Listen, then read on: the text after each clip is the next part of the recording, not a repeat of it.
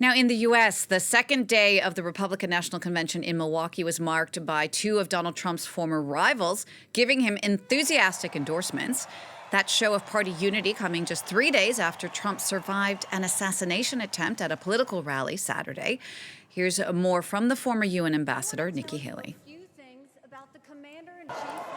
President Trump asked me to speak to this convention in the name of unity.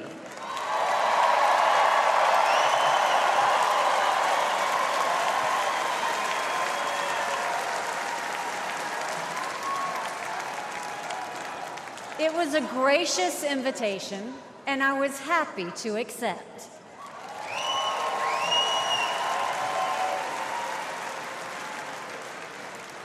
I'll start by making one thing perfectly clear.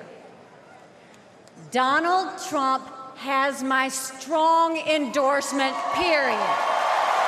We're going to talk more about this with France 24's Kethevane Gorjestani, who joins me on set. Kethevane, the message really seeming to be coming out of the RNC now is that the Republican Party is Donald Trump's party. Yes, and really this image of all the former primary candidates and Donald Trump rivals falling in line was pretty stark. And you had some like Vivek Ramaswamy who supported Donald Trump and who even during the primary really stopped short of actually attacking the former president. That was not true of Nikki Haley and Ron DeSantis, who really went all guns blazing against Donald Trump. Nikki Haley, for example, she called Donald Trump toxic. He said he was a danger for the United States. She said also very recently that she didn't feel the need to kiss the ring. Flash forward to this RNC speech, and you see her saying that Trump is the president that America needs, that she fully endorses him. So really a 180 for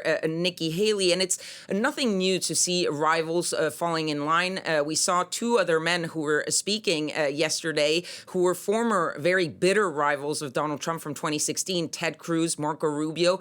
All of these people are falling in line, and that is really the proof that there's virtually no space for a critic of Donald Trump at this RNC and in the party in general. They basically have two options, critics. Either they're shunned from the party and they stay away from these types of events, or they fall in line. And one prime example of that was the once all-powerful Republican, the Senator Mitch McConnell, who was booed on the floor of the RNC for having a little bit criticized Donald Trump, but followed his policies.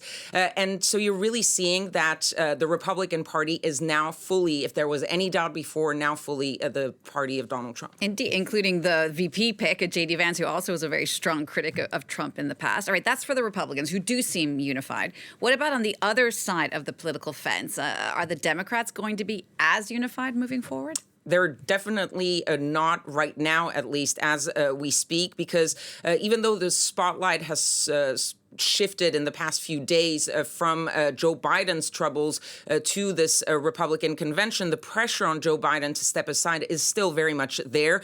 You have about 19 lawmakers who are still calling on him to step aside. And now you have at least three who are really expressing their opposition to this possibility that the Democratic National Committee has put out there of holding an early virtual convention ahead of the in-person convention that is planned for later in August. They want to hold a virtual one probably by the end of this month. Now, the opponents are saying you're trying to stifle all form of dissent and basically shut these critics down. The committee is saying we have to do it before the deadline from Ohio that says if you don't have a confirmed ticket by August 7th, they will not be on the ballot.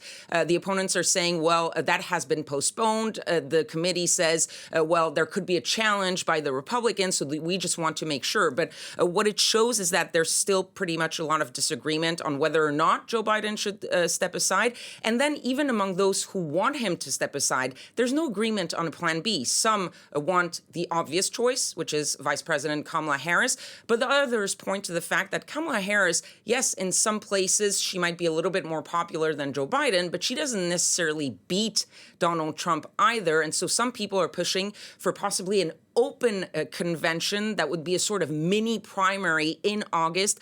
But that, of course, is pushing it really down the line with just a couple of months left before the election. And that would create a lot of chaos around the Democratic Party. So really, definitely no unity there, even though Joe Biden insists, I'm not going anywhere. All right, Kethevane, thanks for that.